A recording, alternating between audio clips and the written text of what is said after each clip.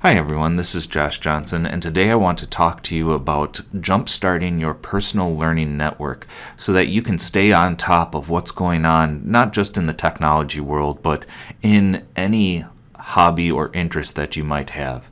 We're going to use 3 tools to do this. First, Pinterest, second, Twitter, and most importantly, Feedly. And that's where we're going to start out, is taking a look at Feedly and how to get that set up. If you go to feedly.com, and there's an app for this on Android and iOS devices, but I'm going to show you setting it up on the computer.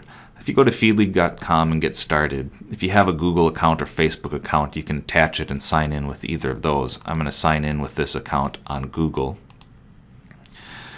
And basically Feedly is going to be think of it as like an online newsreader. What it does is it takes advantage of RSS feeds and pulls information to you. So now let's add some feeds to Feedly. I would recommend, especially since this is a applications or a Google applications course, that you add some tech things. I'd recommend Lifehacker. I'll add it to a tech category. You'll notice it over on the left. Gizmodo is a good one. Really, all of these I have added to mine. The official Google blog is a good one, as well as where is Engadget. These are just some sites that are going to show you what's coming out in technology. I'm also going to scroll down and add some ones in education, since that's what we are in. I really like Dangerously Irrelevant and The Innovative Educator, Lisa Nielsen. TED has always got some good videos for you to watch. There's a lot of other ones you could add. Mindshift is good. But in order to make this useful, you also have to add things that you like to come back to read. There's nothing that I hate more than being at the end of the day when I'm relaxing and don't have anything left in my feed because I've read it all already. And not read, really surveyed. So I like to add a few comics. Guy from NASA, as well as Dilbert, and PhD comics. Those are 3 of my favorites. I'm also going to add a few things in news so that I can get my daily news. The New York Times, the NPR. And you can add whatever you want for these. But again, these are all ones that they already have, and it's nice you can see kind of what's there. But let's say you want to add a site that's not on here. For example, you know the actual URL, or if you don't know the actual URL, there's one educator that I like. He's called The Thinking Stick. So I'm going to find him. This is a guy that I met at a conference. He had a website, so I'm going to add his to Feedly as well. Once you have all of these things going, I would recommend going to the Chrome extension store. So if you go to the Google Web Store, in extensions, there's an app called the Feedly Mini app. You'll see that I already have it added to Chrome. It's right here, Feedly Mini. Basically, it adds the extension up here, so you can click on it and it will quickly jump over to Chrome. Now, a lot of times you can add things to Feedly as well if you are on a site. Let's say I am on ESPN.com. And some things that you kind of want to look for are in the bottom corner of my screen. There's this little Feedly Mini toolkit, and I can add this site to Feedly right from there, as well as share things off this site. And you can set all these up separately in Feedly. So now I'm back in Feedly and I'm taking a look in the All category, and you're going to notice that there's a lot of different ways on your computer to look at this. Same thing on your tablet. Under the settings, I personally like the magazine view. Allows me to see a lot of things at once.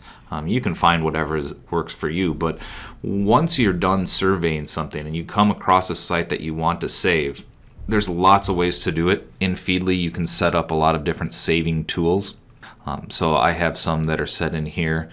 You can share them with Pocket, Evernote, Twitter, Facebook, whatever thing that you use. Pocket's a really good one for saving things for later. But one that's not built into Feedly that I really like to use is Pinterest. It's a great way for me to organize these things, not just for me to read later, but also be able to share this board with people so that they can read it later.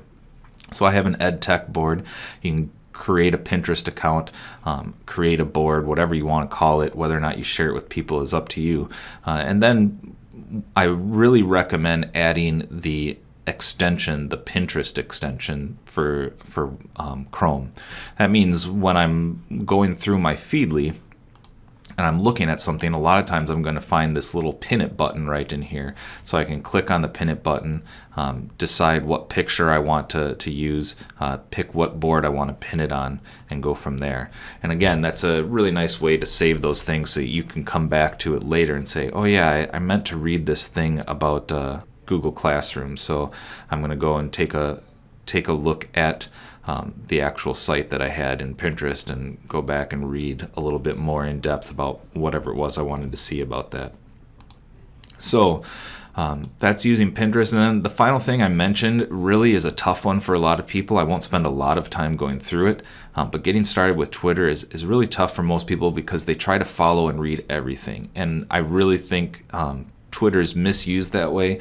The way that you really want to use Twitter in this case is to search. I'm looking for an article on Google Apps, and so I'm going to search the EdTech hashtag. It's one that I do follow, and I'll just put Google Apps in there, and I'll search Twitter and be able to find lots of tweets about Google Apps that mention it somehow, and probably a bunch of other stuff because it's not the greatest search tool, but it's still pretty good. You can click on those. It gives you a chance when you start seeing a number of people that you really like. I personally like not to really follow their tweets so much, but to look for any website or blogs that they write and add those to Feedly. So there's a number of ways just to kind of kickstart you into your personal learning network. And again, think of your personal learning network as information that you like, not just about education and technology, but the things you are interested in. Coming to you via Feedly, you can then survey those things. We talked about the massive amounts of information. You're not going to read all of them. I like to take 10 minutes in the morning, 10 minutes at night before I go to bed to just kind of scroll through my news feed, see the headlines. I read the headlines so I have some awareness.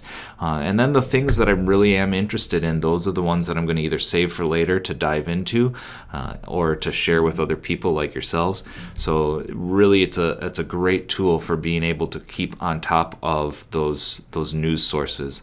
And the idea of social learning comes from you find people that are reputable, that you really enjoy listening to, that you respect their viewpoints on things, and you add those to your feed. So hopefully this helps you in kickstarting your personal learning network. Thanks.